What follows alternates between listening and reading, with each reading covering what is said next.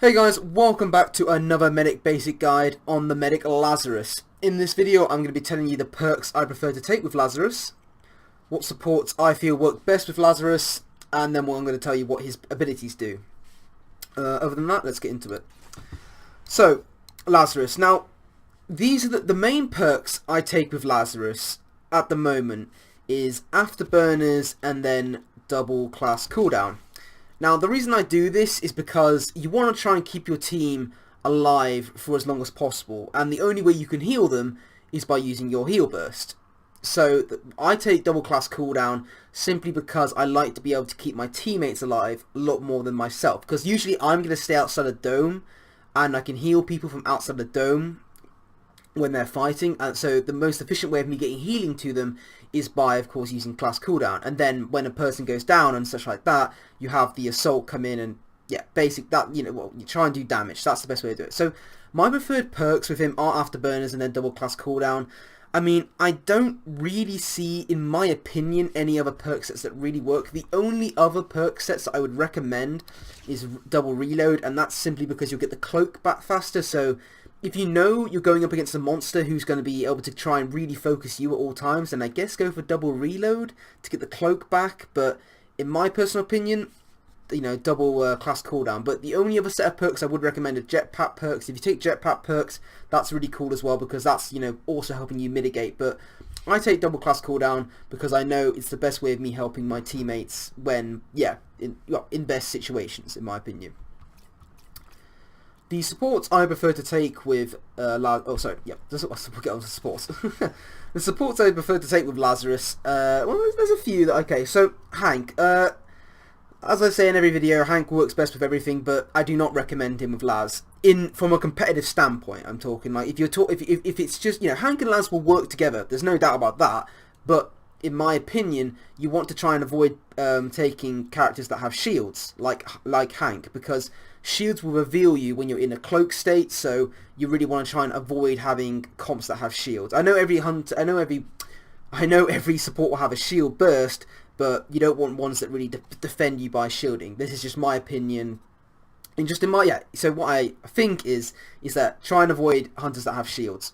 Tech Sergeant Hank is relatively the same, but he does have more benefits in my opinion. You can definitely take a Tech Sergeant more than a Hank in my opinion, because you can charge everybody before the dome has even happened. So when you go into the dome, when they go into the dome, basically your teammates are going to be able to survive a lot longer having those built up shields.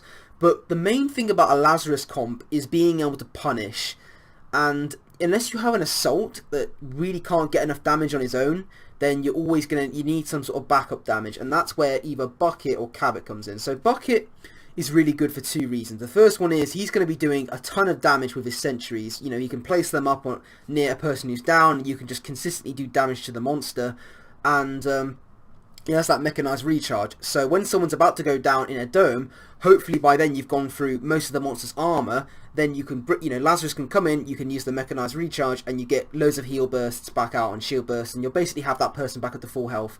And by then, hopefully you'll stop getting into health damage. So if the monster wants to commit more, he'll have to take health damage. That's how it works.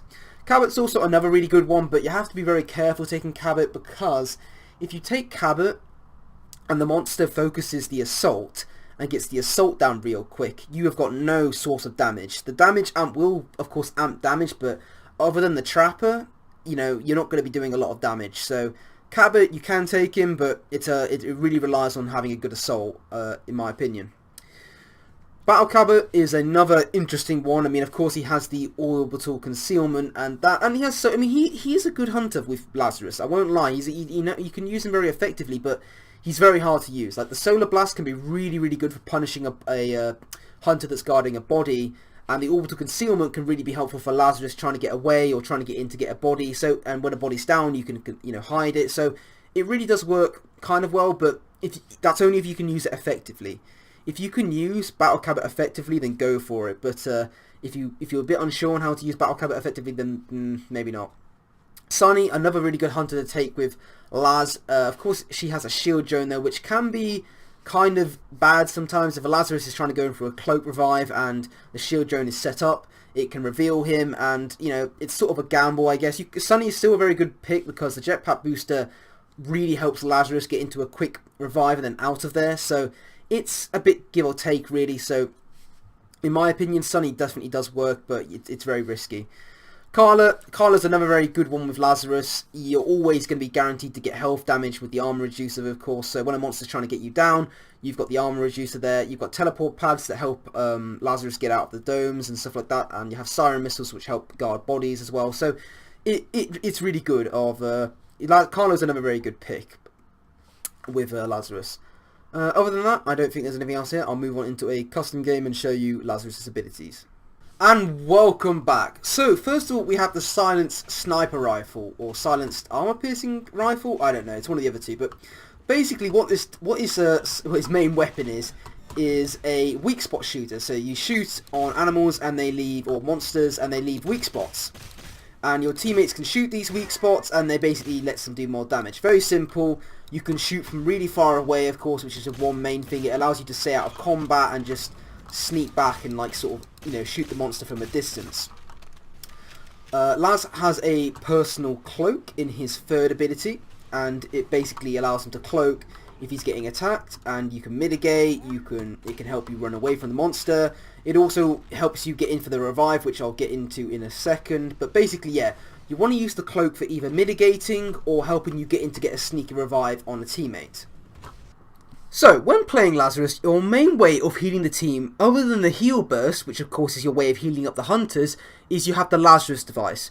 Now, what the Lazarus device does is that when someone goes down, you can revive them, but you can revive them with no strikes when they're in the incapacitated state. So when a hunter is incapacitated, you can go in, get a revive on them, and they will not have a strike. This is really important to making sure that the monster does not farm strikes on your team and then run away. Make sure that if you're ever going to revive an incapacitated teammate, make sure you let Lazarus do it with the Lazarus device. If you revive a hunter normally without using the Lazarus device, it will give them a strike, and that is exactly what you do not want. So make sure that if you always see a Lazarus, make sure he revives you with the glove. So you may be asking, how does this make Lazarus powerful? Now, Lazarus has the ability also of bringing people back from the dead. So when a hunter is incapacitated and then dies, you have a certain time limit that you can get to that body and revive them. It still gives them a strike, but this basically forces a monster to guard the body, and that's the moment where you have to get damage. So you want to make sure that when you go in for a revive, you've got the cloak on, and you want someone to always be shooting the monster so the monster can't eat the body or anything like that. But I don't think there's anything else I need to cover in this video. Let me know what you thought of the video, let me know what I can improve on, and also let me know what medics you want. I think Slim is definitely going to be next, but if he isn't, that's only because he's still changing and they're still nerfing and buffing him. So, like I said, it's always up to subject changes and stuff like that. So, yeah, other than that, thanks for watching.